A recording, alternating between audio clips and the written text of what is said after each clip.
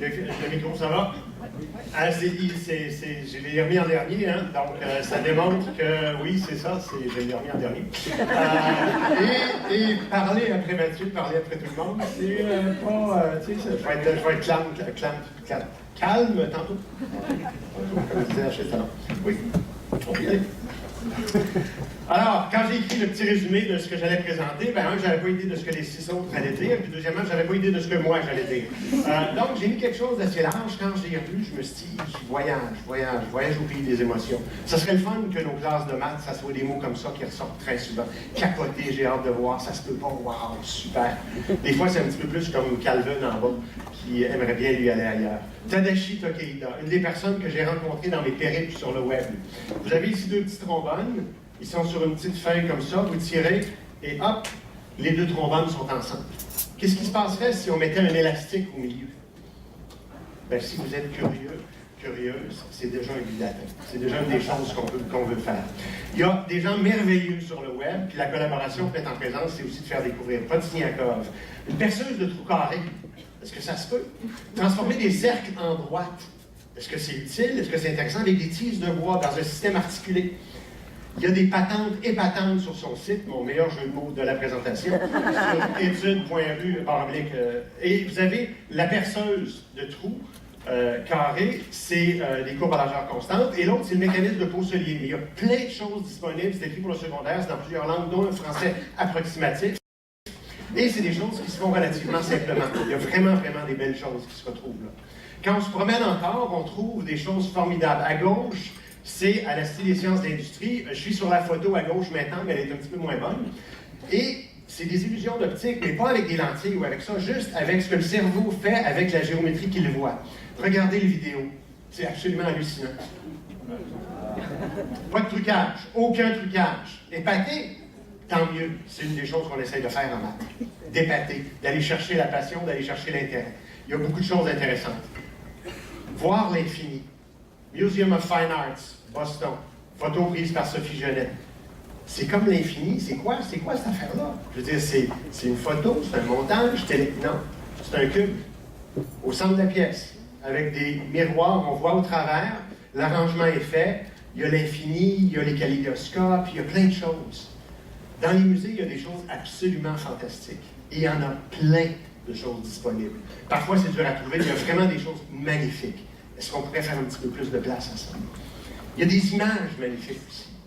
Il y a un site qui a été mis sur pied par un Français, Étienne Gis, qui est imagesdesmaths.fr. On va regarder ensemble quelques-unes des images sur le site. J'ai dit que j'allais amener des belles images. En voici quelques-unes. À droite, c'est une genre de marche aléatoire, un ballon fractal, mais c'est surtout les dernières dont je vais parler un petit peu plus. Les 2 prochaines ont été faites avec un logiciel qui s'appelle Surfer pendant l'année internationale des mathématiques. Et on est capable de faire ça. Est-ce qu'on pourrait en faire nous aussi? Oui, il y a des jeunes qui ont fait ça, des jeunes du primaire, des jeunes du secondaire, ça a été dans les musées, il y a eu des expositions, des affiches de fêtes. Sophie Genet a pris la balle au rebond. Il y en a qui la connaissent. Sophie, enseignante dans la région de Québec, qui collabore à la QJM, puis à SMAC, qui a plein de choses, absolument tripantes.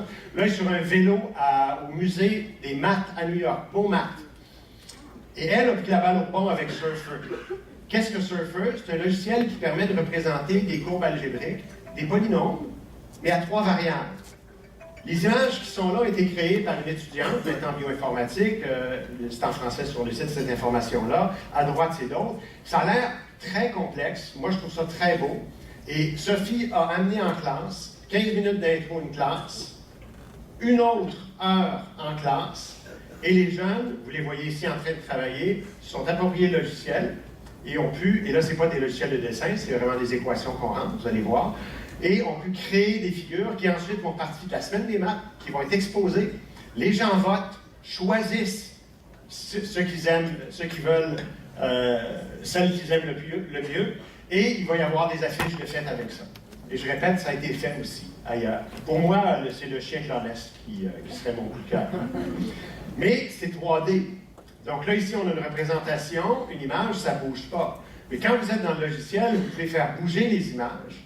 Vous avez au bas l'équation, c'est tout simplement rentrer ax3 plus x carré fois z carré moins y carré. OK, c'est une équation compliquée, mais c'est quand même pas si compliqué. Pas de fonction bizarroïde. Vous pouvez ajuster, vous pouvez rentrer des paramètres, le petit paramètre A qui peut bouger. Je ne peux pas tout expliquer si rapidement, mais vous pouvez colorer aussi. Est-ce qu'on pourrait amener les arts et les maths un petit peu plus? Est-ce qu'on pourrait amener les jeunes à produire pas juste du technico, mais du « wow ». Est-ce qu'on pourrait avoir un concours provincial des plus belles œuvres? Est-ce qu'on pourrait partager ça? Moi, je pense que oui. C'est un peu ça que je veux amener aujourd'hui. Qu'on peut regarder, on peut s'inspirer, mais on peut peut-être aussi amener les jeunes à faire des choses. Autre, la beauté des maths, c'est aussi, comme Mathieu l'a dit, les idées simples et parfois presque magiques. Avec la QJM, on a pris quelques-unes des idées simples, on a fait des petits tours de magie mathématique, on a découvert ça. Mais il y a aussi dans les puzzles, dans la résolution de problèmes, je suis un malade de résolution de problèmes, je pense que quand on peut mettre le cerveau en action, on a tout gagné. Puis si on peut les faire tripler aussi, tant mieux. L'Association québécoise, c'est quoi? Collaboration, coopération, 10 à 15 bénévoles. On a parti avec le championnat, mais maintenant on est plus avec les activités de la semaine des maths. Qu'est-ce qu'on essaie de faire? De mettre des ressources disponibles pour que tous les enseignants puissent les utiliser. On n'a rien à vendre. Donc, ce qu'il faut, c'est savoir ce qui pogne, ce qui est utile, ce que les gens veulent utiliser. Vous avez ici un exemple de choses qui sont sur le site. C'est toutes les vidéos de magie mathématique. Vous pouvez les regarder vous-même, les apprendre, les faire en classe, les projeter carrément. Mais l'idée ici, c'est pas nécessairement que les jeunes deviennent magiciens. Tant mieux, ils vont triper en maths, super. Mais c'est tous des tours où les jeunes peuvent trouver comment ça fonctionne, d'où ça vient, qu'est-ce qui se passe. Et donc, c'est de faire une activité de résolution de problèmes. Et vous allez simplement sur le site et vous y avez accès. Et je répète, c'est entièrement disponible. Et on a commencé cette année à se déplacer dans une autre direction. C'est des objets bizarres, comme un anagire qui refuse de tourner dans un sens, qui repart de l'autre côté, pour ceux qui peuvent voir. Des petits cubes comme ça, qui finalement font des beaux petits objets, ou font 2 cubes quand on les refait. Ça se fait en origami modulaire. Ça se fait en papier. Ça se fait en classe. On est capable de faire ça. Pour moi, ce qui est absolument merveilleux dans la QJM, puis d'absolument merveilleux dans la vie en général, c'est la vraie coopération. Pas le dispatch, la vraie création ensemble. Le vrai où, oui, on apprend ensemble. J'ai eu des expériences extraordinaires dans ma vie, coopération internationale, organiser un colloque en 1995, à -5 l'an 2000. On n'avait rien, mais on a réussi. Avec la QJM, il y a eu 18 participants en 98, 20 000 en 2016-2017. La semaine des maths, on pense qu'on est à peu près à 30 000. On a de la misère à compter, parce qu'on ne sait pas exactement qui y vont, on voit les fréquentations vidéo. On a fait un parcours ludique au 3e cycle du primaire, on l'étend cette année, 1er, 2e, puis on a commencé les défis mathématiques au secondaire. Il y a plein de choses merveilleuses, puis il y en a plein d'autres qui ont mentionné des choses merveilleuses. Mais si vous avez le goût de voir ce qu'on peut faire un peu ensemble avec certaines des idées que j'ai mentionnées, je vous invite à venir à mon atelier cet après-midi, l'atelier 502 Salon Rouge. Merci, merci.